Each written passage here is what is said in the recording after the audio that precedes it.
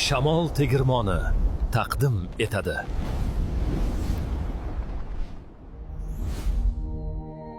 Bu William. Shvetsiya vatandoshi. Maoshi 23.352 kron, ya'ni $2463.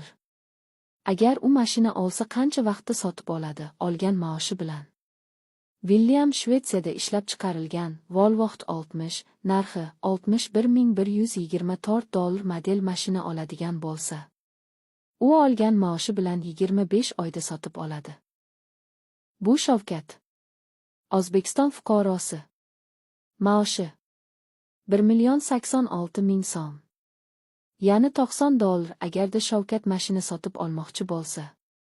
O'zbekistonda ishlab chiqarilgan Captiva model mashinani narxi $27.000. Shavkat bu Captivani 300 oyda, ya'ni 25 yilda sotib oladi. William ham Shavkat ham shu dunyoda yashaydi. Lekin William 8 soat ishlab 25 oyda oliy sifatli mashina oladi. Shavkat esa 12 soat ishlab 25 yilda sifati past mashina oladi.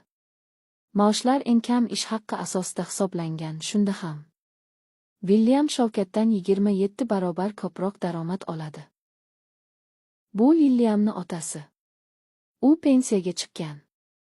Pensiya maoshi $1.658. Agar u sayohat qilmoqchi bo'lsa, qayerlarga bora oladi? Turkiya, Italiya, Dubay va boshqa davlatlarga o'rtacha 10 kun sayohat qiladi. Va Shvetsiyada uni ko'plab haqlari bor.